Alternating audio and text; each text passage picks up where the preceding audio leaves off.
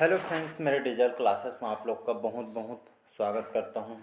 तो हम साइंस के मोस्ट इम्पोर्टेंट यहाँ पे क्वेश्चन कवर करा रहे हैं, जो कि आपके हर एग्जाम, चाहे कोई भी एग्ज़ाम प्रिपरेशन का, चाहे कोई भी स्टेट के exam, SSC, railway, UPSC, PSC, चाहे स्टेट का कोई भी एग्ज़ाम हो, व्यापम वगैरह, चाहे सेंट्रल गवर्नमेंट में कोई भी एग्ज़ाम का प्रिपरेशन कर रहे हैं, लगभग सभी एग्ज़ाम के लिए इम्पोर्टेंट है।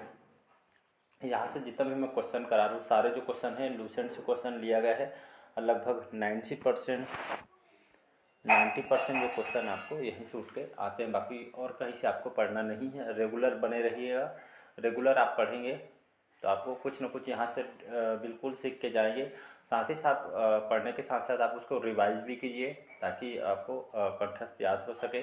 और आप प्रीवियस ईयर का क्वेश्चन भी लगाते कोई भी एग्ज़ाम के प्रिपरेशन का, तो साथ में एग्ज़ाम के प्रीवियस ईयर का क्वेश्चन भी जीके जीएस से 20 से 25 क्वेश्चन सिलेबस में हर एग्ज़ाम के रहता है, तो बहुत मायने रखता है। एक नंबर से सिलेक्शन या तो हो जाता है या तो रुक जाता है। मैं साथ ही साथ करंट अफेयर्स भी पढ़ाता हूँ, तो करंट अफेयर से क्वेश्चन की बात करो तो वहाँ से 7 से 8 क्वेश्चन बनते हैं, तो वहाँ से भी पढ़ सकते हैं, तो आप ढूंढ सकते हैं। तो चलिए सेशन को बढ़ाते हैं आगे। पहले बार आए हैं तो चैनल को सब्सक्राइब करके रख लीजिएगा, ताकि नोटिफिकेशन आप तक पहुँच पाए। पहला क्वेश्चन है, डीएनए के अणुओं के संयोजन में कितने प्रकार के जो नाइट्रोजनी होता है, नाइट्रोजन, ये आपका समक्षार भाग लेते हैं इसमें? तो 1, 2, 3 या 4, इसका जो करेक्ट आंसर हो जाएगा, तो इसमें 4 करेक्ट आंसर हो जाएगा। तो नाइट्रोजनी समक्षर ये आपके 4 भाग इसमें लेते हैं। तो डीएनए के जो अणुओं के संयोजन में ये आपके 4 प्रकार के नाइट्रोजनी समक्षर जो है भाग इसमें लेते हैं, तो इसको याद रखिएगा। अगला क्वेश्चन देखते हैं, पौधे के कौन से भाग से हल्दी प्राप्त होती है? ये जो क्वेश्चन आपके रेलवे में बहुत बार क्वेश्चन को रिपीट भी किया, बहुत सारे एग्जाम में क्वेश्चन आता है। तो पौधे के कौन से भाग से हल्दी प्राप्त होती है? तो जड़, फल, पुष्प या तना से? इसका जो करेक्ट आंसर हो जाएगा आपका, तो हल्दी पौधे के आपके तने वाले भाग से, याद रखिएगा। तो इसका डी ऑप्शन हो जाएगा, तना। तो आपके तने वाले भाग से हल्दी प्राप्त होती है, न कि आपके जड़ से, तो इसको याद रखिएगा। तो हल्दी जो कि हल्दी के पौधे के तने से आपका ये वाला भाग से आपका प्राप्त होता है। तो इसको कोई भी एग्जाम में क्वेश्चन आता है तो तना लगा के आइए जी। यहाँ पे फल वगैरह इससे मतलब आंसर नहीं, तना आपको लगा के आना है। तो पौधे के तने वाले भाग से हल्दी प्राप्त होती है, इसका डी ऑप्शन करेक्ट है। और इसके मैं और उदाहरण अगर बात करूं, तो हल्दी जो आपके अदरक जैसे पौधे का जो प्रकंद या आपका भूमिगत, ये आपका तना होता है। तो कभी कभी अदरक भी ऑप्शन में दे देता है, तो आपको अदरक, ये आपका अदरक का जैसे बोल दिए, तो अदरक और आपके हल्दी, अदरक जैसे जो पौधे हैं आपके, आपके भूमिगत तना है। तो ऑप्शन जो भी रहेगा उसके हिसाब से लगाइएगा। तो आपका अदरक हो गया, हल्दी हो गए, ये सब आपके तने से प्राप्त होते हैं। अगला क्वेश्चन देखते हैं, जीवाणुओं को पूर्णतः समाप्त करने की क्रिया क्या कहलाती है? या बैक्टीरिया को पूर्ण रूप से इसको नष्ट करने के लिए, समाप्त करने की जो क्रिया यहाँ पे क्या कहलाती है? तो निर्जलीकरण, हिमीकरण, पाश्चुरीकरण या निर्जलीकरण? तो इसका करेक्ट आंसर हो जाएगा निर्जलीकरण, इसका करेक्ट आंसर हो जाएगा। तो जीवाणु को जो अगर पूर्ण रूप से समाप्त करना है, तो इसको, ये आपका जो विधि क्या कहलाएगी? तो आपका निर्जलीकरण कहलाएगा। तो इसका ए ऑप्शन करेक्ट आंसर हो जाएगा। अगला क्वेश्चन देखते हैं, कवक जो है कोशिका में संचित होने वाला एक खाद्य पदार्थ है। ये आपका मंड, ग्लूकोज, फ्रक्टोज या ग्लाइकोजन है।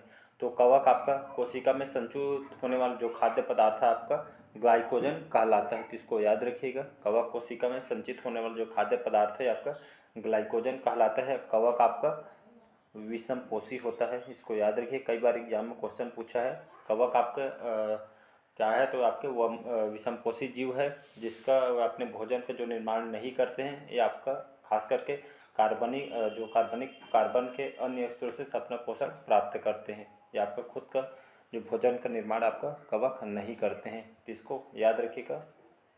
और ये आपके खाद्य पदार्थों को ग्लाइकोजन इसमें संचित होता है। अगला क्वेश्चन, निम्नलिखित कौन सा फल के अंतर्गत आता है? तो अदरक, आलू, गाजर और भिंडी, इसमें से कौन सा जो आपका जो आपके फल के अंतर्गत आता है?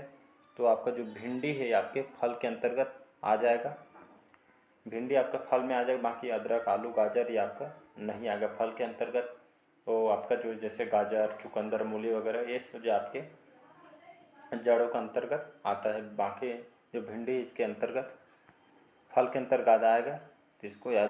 बाकी जो है आपके तना के अंतर्गत आ जाएगा। अगला क्वेश्चन देखते हैं।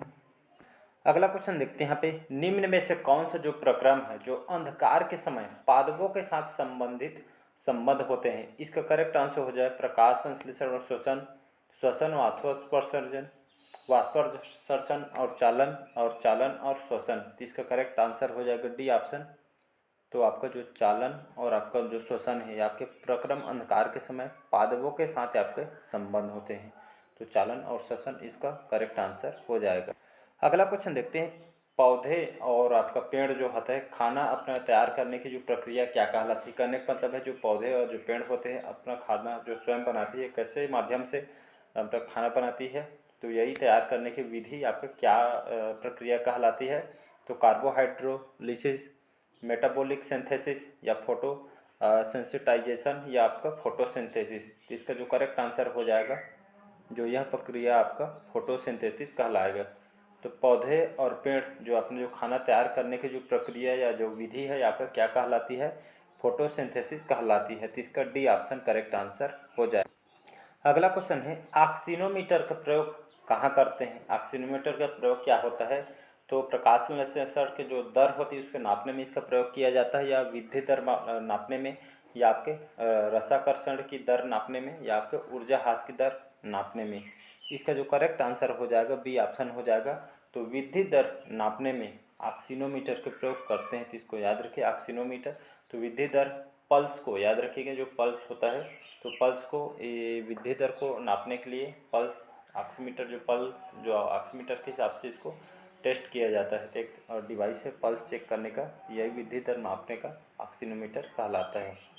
अगला क्वेश्चन देखते हैं, निम्न में से कौन जो आपका कीटभक्षी पौधे हैं? तो ब्लेडरवर्ट, बटरवर्ट है आपका, दोनों या इनमें से कोई नहीं। तो इसका करेक्ट आंसर हो जाएगा दोनों करेक्ट आंसर हो जाएगा। तो इसमें से कौन जो आपका कीटभक्षी पौधे है? तो ब्लेडरवर्ट और आपका बटरवर्ट, ये दोनों आपके कीटभक्षी पौधे हैं। कीटभक्षी पौधे आपका क्या होता है? ये आपके जो पौधे आपके खास करके जो अपने जो अधिकांश जो पोषण जो वगैरह होते हैं इसका पोषण करने की जो विधि है कीड़ों से प्राप्त करते हैं। तो इसे आपके और उनको अपने जाल में फंसाते हैं और इसको अपना खाना बनाते हैं, उपभोग करते हैं। तो यही आपका कीटभक्षी कहलाते हैं, जिसको याद रखिएगा। अगला क्वेश्चन, इसका एग्जाम्पल दोनों है तो इसको भी याद रखिएगा। अगला क्वेश्चन देखते हैं, सीमा कारकों का नियम किसने प्रतिपादित किया था? तो केल्विन ने, ब्लैकमैन ने, या लिबियन ने, या आपके आर्नन ने। तो इसका करेक्ट आंसर हो जाएगा ब्लैकमैन। इनका फुल फॉर्म नाम फ्रेडरिक ब्लैकमैन है। तो इन्होंने इस सीमा कारक सिद्धांत को प्रस्तुत किया था। तो सीमा कारक का नियम किसने दिया था? तो आपके फ्रेडरिक ब्लैकमैन ने सीमा कारक का सिद्धांत इन्होंने प्रस्तुत किया था। तो इसका बी ऑप्शन करेक्ट आंसर हो जाए। और इसको कौन से सन में इसका सिद्धांत को दिया था? तो 1905 में इसको प्रतिपादित किया गया था इनके द्वारा। और आपका जो सीमा कारक नियम आपके किस पे आधारित होता है? तो आपका जो रासायनिक प्रक्रिया होते हैं तो इस पे विधि पे आपका आधारित होता है, जिसका ब्लैकमैन ने 1905 में इसको सिद्धांत को दिया गया था। अगला क्वेश्चन देखते हैं। अगला क्वेश्चन, ये भी क्वेश्चन बहुत बार क्वेश्चन पूछ चुका है, IMP कर देता हूँ मैं इसको। नारियल में खाने योग्य भाग कौन सा होता है? तो नारियल में किस चीज़ को हम खाते हैं? तो भ्रूण को, भ्रूण या तेल युक्त भ्रूणपोष को, संपूर्ण काल को, या आपके उपरोक्त में से कोई नहीं। तो इसका जो करेक्ट आंसर जो हो जाएगा, इसका जो करेक्ट आंसर हो जाएगा भ्रूण करेक्ट आंसर हो जाएगी। इसको इंडोस्पर्म भी कहा जाता है, इसको याद रखिएगा। तो नारियल का खाने योग्य भाग आपका भ्रूणपोष या भ्रूण कहलाता है, इंडोस्पर्म।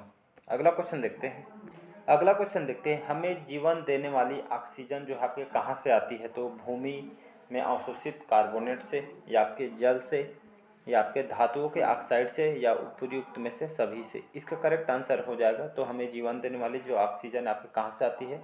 तो आपके जल या वाटर से आती है। इसका करेक्ट आंसर हो जाएगा बी ऑप्शन, याद रखिएगा। अगला क्वेश्चन देखते हैं, वह कौन सा पौधा है जो अपने भोजन के लिए कीटों को पकड़ता है? कहने का मतलब है कीटभक्षी है। तो डहेलिया, साल्विया, यूट्रिकुलेरिया, या आपका बाल्सम। तो इसका करेक्ट आंसर हो जाएगा यूट्रिकुलेरिया, एक आपका कीटभक्षी है, इसको याद रखिएगा। तो ये आपकी कीटभक्षी है, कीटों का सेवन करते हैं, तो आपके भोजन के लिए आपके कीटों को पकड़ता है। तो यूटिकुलेरिया याद रखिए पौधा है जो अपने इस कीट को भक्षण करते हैं, खाना की तरह इसको यूज किया जाता है। तो इसका करेक्ट आंसर जो हो जाएगा आपका यूटिकुलेरिया। साथ ही साथ एक पिचर पौधा आता है, एग्जाम्पल बता रहा हूँ। पिचर पौधा भी वो भी आपका कीटभक्षी होता है। तो यह पौधे आपका एक समूह है जो कीटभक्षी के अंतर्गत आते हैं। कीट जो कि जितने भी कीट वगैरह इसको पकड़ के अपना खाना बनाते हैं। अगला क्वेश्चन देखते हैं। अगला क्वेश्चन है, निम्न में से कौन सा है जो आपका परजीवी पौधा है, मतलब दूसरों पे आधारित होता है? तो घटपर्णी, अमरबेल, ब्लेडवर्ट या सूरजमुखी। इसका करेक्ट आंसर हो जाएगा अमरबेल। अमरबेल एक परजीवी पौधा है। अमरबेल में आपका जो क्लोरोफिल इसमें नहीं पाया जाता है, इसको याद रखिएगा। तो इसीलिए आपके प्रकाश संश्लेषण द्वारा अपने भोजन को संश्लेषित नहीं कर पाता है। तो याद रखिएगा, क्वेश्चन पूछा जा चुका है आपके एसएससी में। अगला क्वेश्चन है, हरे पौधों में प्रकाश संश्लेषण की क्रिया आपका होता है, कैसे होता है प्रकाश संश्लेषण पौधों में?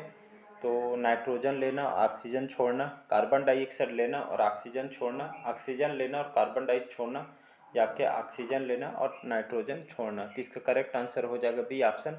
तो कार्बन डाइऑक्साइड लेते हैं और आपका ऑक्सीजन या आपका छोड़ते हैं। तो इसी विधि को आपके क्वांटिसोम कहते हैं। इसको याद रखिए, आपके प्रकाश संश्लेषण की इकाई इसको क्वांटोसोम कहा जाता है। तो इसको याद रखिएगा। अगला क्वेश्चन देखते हैं। रोग ग्रसित जो पादप में स्वस्थ पादप की तुलना में श्वसन दर कितनी होती है? कम, अधिक, कम, बराबर या शुरू में कम फिर बाद में बराबर। तो इसका करेक्ट आंसर हो जाएगा आपका ए ऑप्शन, अधिक। तो रोग ग्रसित जो पादप होते हैं इसमें जो श्वसन पादप की तुलना में श्वसन दर इसमें अधिक होती है। तो इसको याद रखिएगा। अगला क्वेश्चन देखते हैं, निम्न में से सत्य कथन इसमें बताना है कौन सा सही है। तो प्लावी पौधों में वाष्पोत्सर्जन नहीं होता है, तीव्र वायु वेग में रंध्रों को खुला रखती है। सी है आपके अधिक वाष्पोत्सर्जन करने वाले पौधों में जल अवशोषण अधिक होता है। वाष्पोत्सर्जन तथा जल वाष्पन एक क्रिया है। इसका करेक्ट आंसर हो जाएगा कौन सा कथन सत्य है? तो इसका सी ऑप्शन करेक्ट आंसर हो जाएगा। तो अधिक वाष्पोत्सर्जन करने वाले पौधों में जल अवशोषण अधिक होता है, याद रखिएगा। अगला क्वेश्चन देखते हैं, केसर मसाला नाम सुने होंगे, जानते होंगे। तो केसर जो मसाला बनाने के लिए पौधे का निम्नलिखित कौन सा भाग उपयोग में लाया जाता है? तो आपका पत्ता, पंखुड़ी, बाह्य तल या आपका वर्तिकाग्र। तो इसका करेक्ट आंसर हो जाएगा वर्तिकाग्र, याद रखिएगा। तो यहाँ से केसर मसाला एक मतलब फूल से उत्पन्न होता है। तो इसी को यहाँ पे कहने पर जो वर्तिकाग्र से यहाँ से प्राप्त किया जाता है। अगला क्वेश्चन देखते हैं, खेसारी दाल का लगातार सेवन करने से कौन सा रोग होने की संभावना रहती है? तो फ्रियोडर्मा, लेथराइज्म, बाइट्रस या आपका फ्लेविज्म। तो इसका करेक्ट आंसर हो जाएगा लेथाइरिज्म।